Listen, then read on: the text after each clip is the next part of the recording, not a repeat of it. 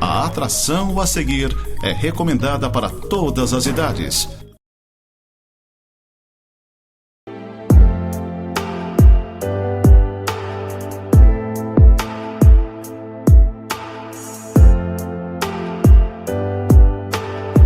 Olá, gente amada, gente querida, que a graça do Senhor Jesus esteja com você em meio à sua casa, em meio à sua família.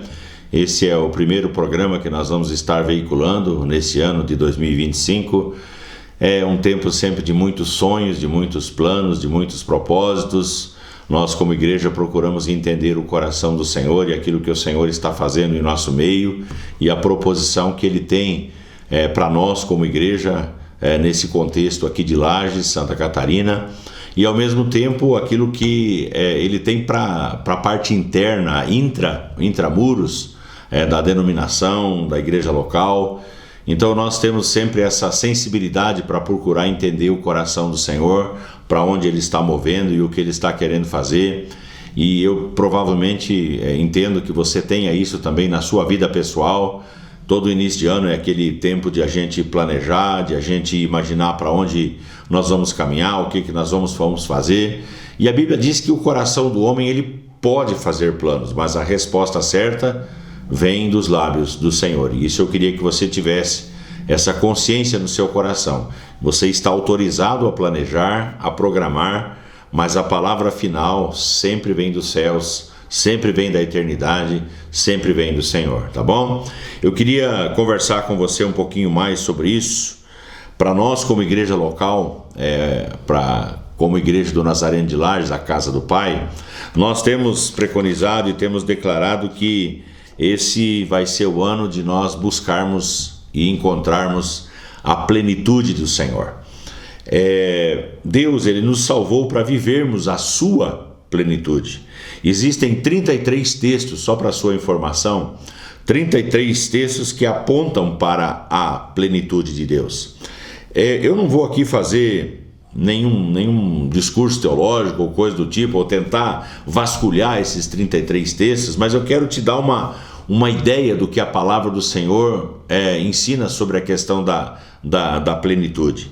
A plenitude dá a ideia de algo cheio, de algo completo, de algo pleno. Então, na plenitude do tempo, por exemplo, Deus enviou seu Filho, nascido de mulher, nascido sob a lei, para resgatar os que estavam sob a lei, e nós lemos isso na carta do apóstolo Paulo aos Gálatas, capítulo 4, o verso 4 e o verso 5. Então, na plenitude do tempo, ou seja, ninguém consegue adiantar o processo. É quando o tempo estiver pleno, segundo o conceito e segundo aquilo que o Senhor, na sua presciência, tem determinado. Foi na plenitude do tempo. Em Efésios capítulo 4, no verso 13, o apóstolo Paulo diz que Deus deseja que todos nós cheguemos ao pleno conhecimento da verdade. Então não é um conhecimento raso, é um conhecimento, vamos dizer assim, superficial, mas é um conhecimento pleno. Estamos falando aqui de plenitude, que é o que Deus deseja, plenitude de conhecimento. Então, a plenitude do tempo, plenitude do conhecimento.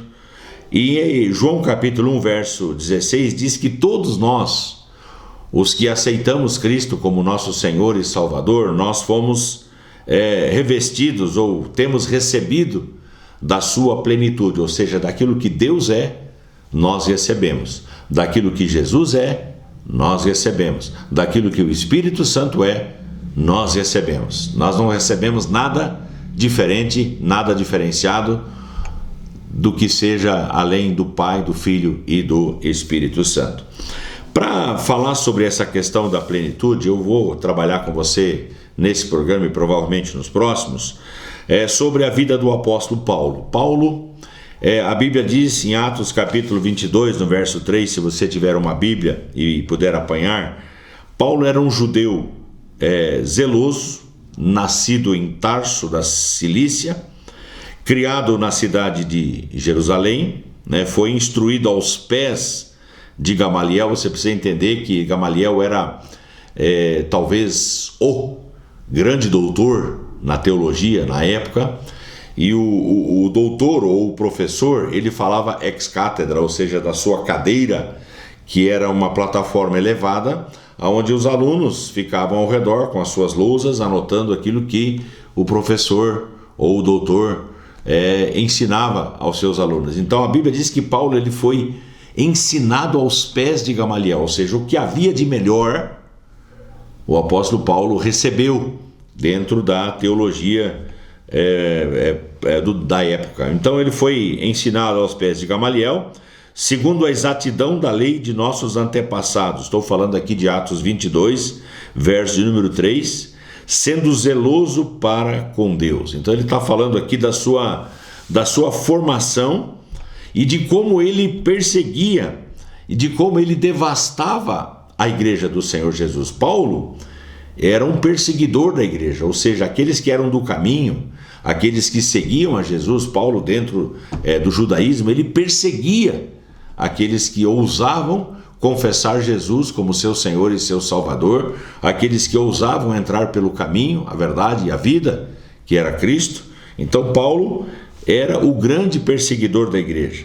E no caminho para Damasco, esse relato está lá em Atos capítulo 9, do verso 1 até o verso 9, no caminho para Damasco, numa dessas suas investidas de perseguição, ele tem uma experiência com o Senhor Jesus, e a experiência com o Senhor Jesus mudou toda a sua história. Naquele caminho para Damasco, o texto diz que uma luz brilhou tão intensamente que ele cai do seu animal, cai com o rosto em terra, e ele fica durante 3 dias sem poder ver, sem poder enxergar. Deus levanta um homem chamado Ananias, e esse Ananias foi incumbido de batizar o apóstolo Paulo, de orar para que ele fosse cheio do Espírito Santo e ele fosse curado da sua cegueira temporária.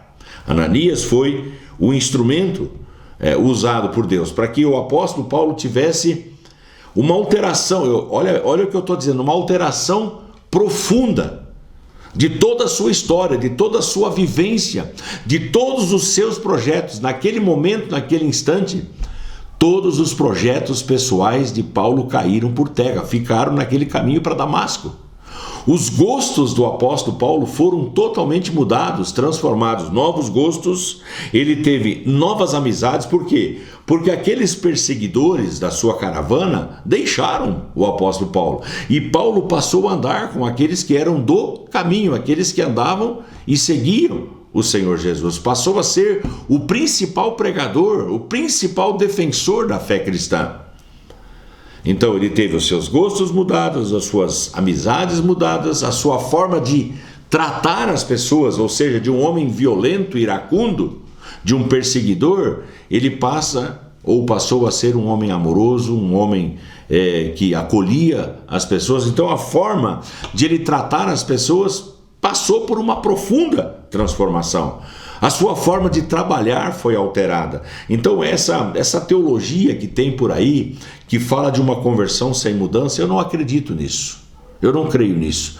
Eu acredito que toda conversão, quando ela é genuína, quando ela é sincera, ela vai acarretar e vai produzir algum tipo de transformação. As pessoas vão perceber que houve uma mudança de gostos, de posturas, de prioridades, de valores, enfim. Como é que o apóstolo Paulo chegou a essa mudança? Algumas pessoas acham que o apóstolo Paulo se converteu num dia e no outro dia ele já passou a pregar sobre Cristo. A Bíblia fala no livro de Gálatas, capítulo 1, o verso 17 e o verso 18, que o apóstolo Paulo saiu desse caminho para Damasco e ele passou 3 anos nas regiões da Arábia, cavernas. E durante esses 3 anos, isso é uma coisa que eu prego, que eu ensino, é uma frase minha, eu digo que o apóstolo Paulo passou por um processo de desvestimento para poder entender essa nova visão, para poder entender esse novo conceito. A Bíblia diz que ele foi ensinado pelo próprio Espírito Santo. Quem é que deu ao apóstolo Paulo essa percepção tão profunda acerca de Cristo e da teologia genuína, escrevendo 13 cartas que nós temos na Bíblia Sagrada? Quem é que deu essa visão ao apóstolo Paulo, senão esse tempo que eu chamo de quietude, esse tempo que eu chamo de silêncio, ele lá, sem ninguém fazendo a orelha dele, apenas o Espírito Santo falando ao seu coração. Então ele passa esses 3 anos nas regiões da Arábia, onde ele foi, vamos dizer assim, essencialmente formado na sua teologia, na teologia cristã, para poder se tornar um grande pregador. Então foi um tempo de quietude, de silêncio, de deserto, aonde o próprio Deus, por meio do seu Espírito Santo, o ensinou. Quando o apóstolo Paulo sai desses 3 anos nas regiões da Arábia, ele procurou então viver para a honra e para a glória do Senhor Jesus. Chegando ao ponto, em Gálatas capítulo 2, versos 19 e 20, dele dizer, olha a frase profunda, ele fala, logo, não vivo mais eu, mas Cristo vive em mim. Eu acho isso aqui muito profundo. Ele diz, não sou eu quem estou vivendo, Cristo vive em mim. E esse viver que eu vivo na carne, né, na pele, no corpo, eu vivo pela fé no Senhor Jesus, que me amou e a si mesmo se entregou por mim. Então ele está dizendo, olha, não sou eu mais o Saulo, não sou eu mais o Paulo, sou eu apóstolo de Cristo. Cristo vive em mim, Cristo está sendo visto nas minhas atitudes, nos meus gostos, nas minhas preferências, nas minhas posturas. Isso é conversão, isso é mudança de vida. Então nós temos que entender dessa maneira. O que eu quero falar com você e quero mostrar para você é que esses propósitos Deus não teve com um aqui, outro lá, não foram uns poucos privilegiados, mas essa proposta, essa postura Deus tem para mim e Deus tem para você. E eu acho que esse é o grande desafio, de nós procurarmos entender qual é o propósito que Deus tem para as nossas vidas. Poucos dias eu falei na igreja sobre esse assunto, eu falei assim, os crentes estão assim, ó, eles estão lá de braços cruzados. A maioria dos crentes estão hoje sentados nos bancos, nas cadeiras, dentro dos seus templos com ar-condicionado, né, no seu conforto, esperando que uma meia dúzia esteja ali fazendo a obra do reino, enquanto que Deus deseja que todos os homens sejam salvos, cheguem ao pleno conhecimento da verdade e se envolvam no trabalho do reino, no trabalho de pregação. Sim, é para você. É para você que está aí só sentado, né? Às vezes dando trabalho e não trabalhando, não se envolvendo. Deus tem algo especial para você, Deus tem algo especial para mim. Lá no livro de Efésios, capítulo 4, no verso 11, é um texto que eu trabalho, já escrevi um livro sobre isso. Deus ele separou algumas pessoas para alguns cargos, algumas posições. A Bíblia fala que Deus chamou uns para apóstolos, né? O apóstolo é aquele que estabelece as bases, o fundamento, né? Ele chamou uns para apóstolos, outros para profetas, né? Assim diz o Senhor, é aquele que fala em nome do Senhor. Então apóstolos, profetas, evangelistas, que eu falo que é esse dedo maior, ou seja, é o que mais alcança, é o que vai mais longe. O evangelista faz isso. Aí vem os pastores e mestres. Pastores, o dedo anelar, o dedo da aliança.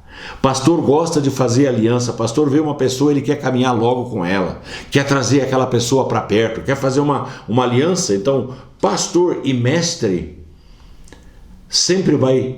Esses dois dons, esses dois chamados sempre vão estar andando conjuntamente, porque o pastor, ele precisa ensinar o seu rebanho. Então esses dois aqui provavelmente vão estar sempre andando conjuntamente.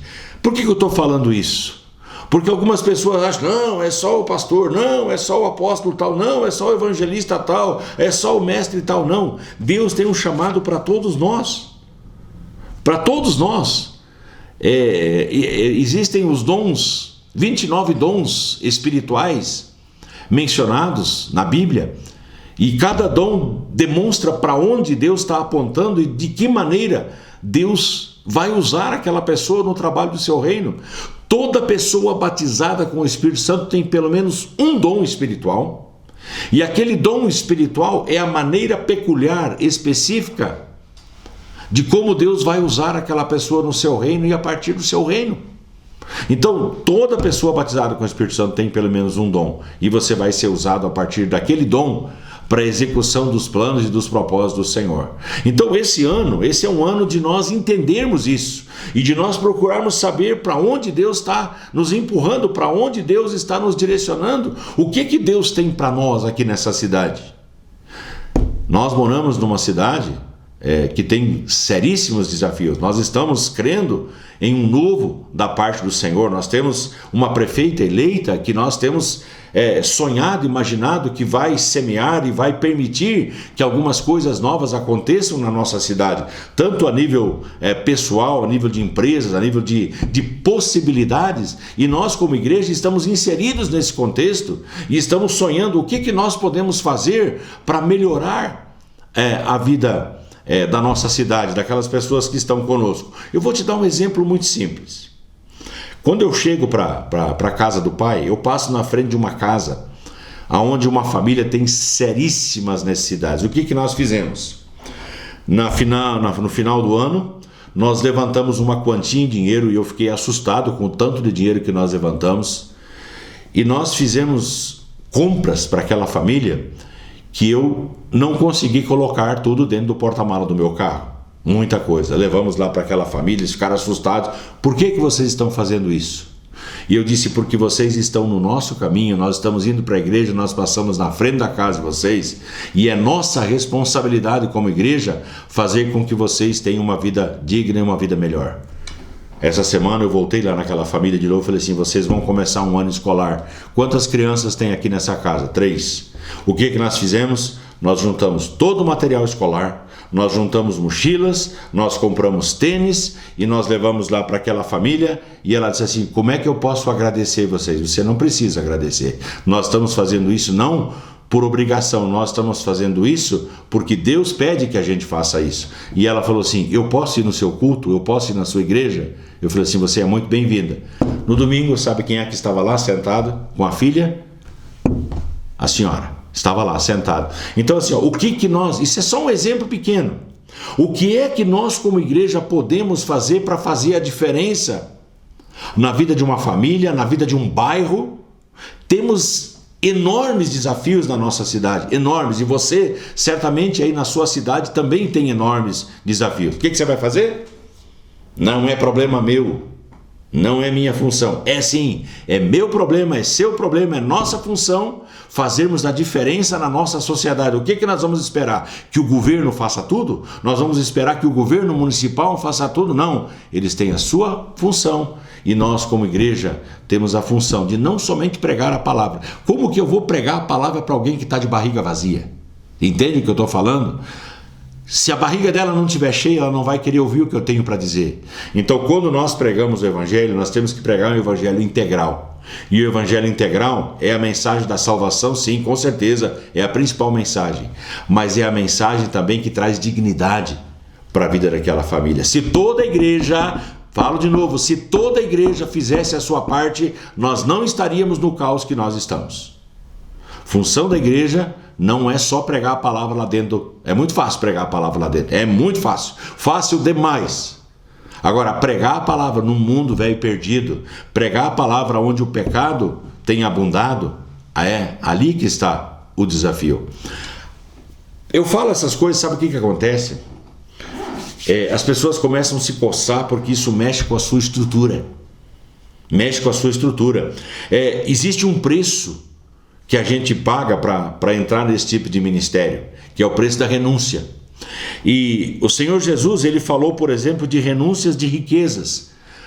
O jovem rico, Lucas capítulo 18, verso 23... aquele jovem queria seguir Jesus. Jesus perguntou para ele, você conhece os mandamentos? Ele falou, sim, eu sigo os mandamentos, eu obedeço aos mandamentos. Jesus falou para ele, uma coisa falta para você. Olhou assustado assim, o que falta para mim se eu estou obedecendo os mandamentos? Vende o que você tem, dá aos pobres, e você vai ter um tesouro no céu. O texto diz que aquele jovem saiu triste, ele se retirou triste. Você acha que Jesus é contra a riqueza? O que Jesus estava falando ali? Olhando para aquele que ocupava o trono, o centro da vida dele.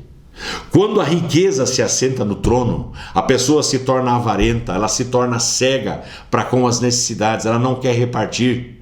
E o Senhor Jesus tocou na ferida dele, falou assim, vende o que você tem, distribui aos pobres e você vai ter um tesouro no céu. O texto diz que ele se retirou triste. Por quê? Porque o coração dele estava apegado às coisas aqui da terra. Então, quando nós falamos sobre isso, eu pego muita gente avarenta, muita gente avarenta. Uns falam assim, não, Deus não está interessado no nosso dinheiro. Não, Deus não está interessado no nosso dinheiro, mas Ele está interessado em que a gente, nós, você e eu, cada um com o seu dinheiro, nós consigamos fazer a diferença na vida de algumas pessoas. Nós temos textos que nos falam de renúncias, de riquezas, de honras terrenas. O apóstolo Paulo falou assim, né, que ele considerou tudo como refúgio. Refúgio, a palavra refúgio lá em Filipenses capítulo 3, skibalon no grego. Skibalon, eu tenho que ser educado aqui, cocô, esterco, é de gente. É horrível falar sobre isso. Paulo está dizendo assim, tudo isso que vocês consideram honra, eu considerei skibalon, eu considerei refúgio, eu considerei isso perda, porque existe uma sublimidade maior, que é ganhar a Cristo, ser encontrado nele e fazer a diferença nessa sociedade. Eu lanço esse desafio para você, para que esse ano seja um ano diferente na sua vida, um ano de você crescer espiritualmente sobremaneira, de você se submeter a um processo de discipulado que venha marcar a sua história e mudar a sua história. Eu lanço o desafio para você, para que você se envolva em alguma coisa que venha fazer diferença na vida dos outros, em que você pare de pensar somente em você, na sua edificação, nas suas coisas, no seu bem-estar, enquanto tem um monte de gente ao seu lado que precisa de um olhar amigo e da sua mão estendida. Eu peço que você, em nome de Jesus, receba essa palavra, por mais dura que ela pareça ser, tá bom? Vamos caminhar nessa direção? Convido você para nós orarmos. Paizinho querido, em nome de Jesus, eu te louvo e te adoro por mais uma vez poder estar assentado aqui nessa emissora, compartilhando, Senhor Deus, da tua palavra, da proposta e do propósito que o Senhor tem para as nossas vidas. Livra-nos, ó Deus, de todo egoísmo, de todo egocentrismo. As coisas não estão centradas em nós, mas elas têm a ver com o Senhor. Há pessoas à nossa volta que nós podemos fazer a diferença e vamos fazer a diferença, e eu peço a ajuda do Teu Espírito Santo, Pai, para que esse crente, essa crente que ouviu essa palavra, entenda o plano e o propósito que o Senhor tem para a vida dela nesse ano, Pai. Em nome de Jesus, queremos estar no centro da Tua vontade. Abençoa essa casa, abençoa essa família, que a Tua presença seja uma presença restauradora para a honra e glória do Teu nome, Senhor, em nome de Jesus. Amém e amém. Gente amada, gente querida, fiquem todos debaixo da graça do Senhor.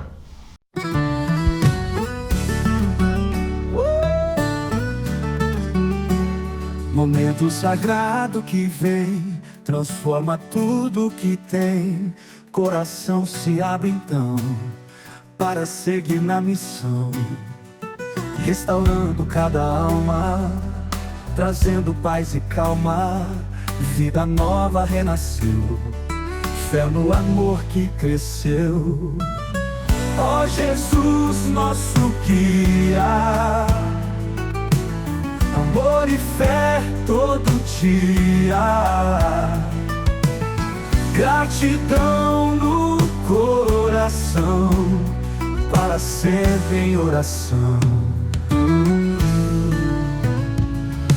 Luz divina brilhar, nos faz juntos caminhar, transformando o coração, para sempre em oração. Luz divina brilhar, nos faz juntos caminhar, transformando o coração, em cada gesto uma canção. Cuido com carinho do nosso irmão vizinho, com fé a nos erguer, amor ao próximo viver.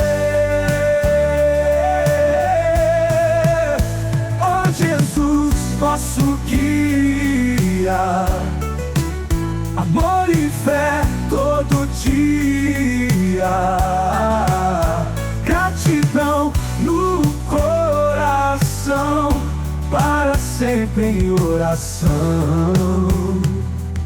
Programa Momento de Santidade, Nova Era TV. lá de Santa Catarina.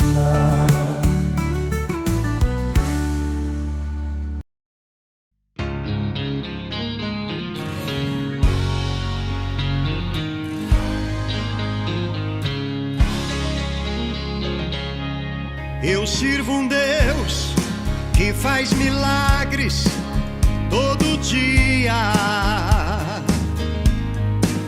Ele é o Deus que faz sinais e maravilhas.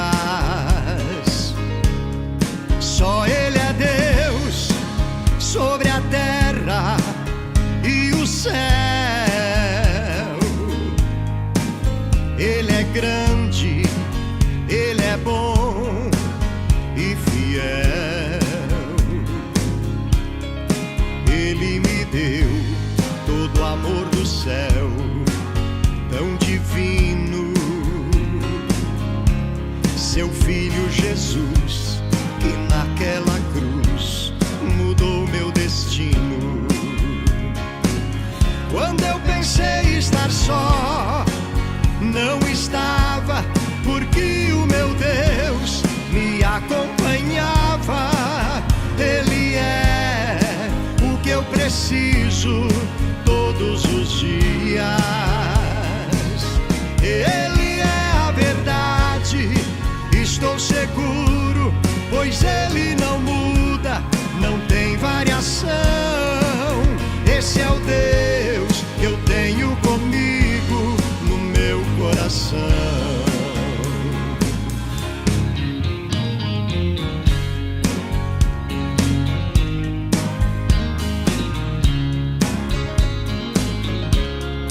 Eu sirvo um Deus que faz milagres todo dia.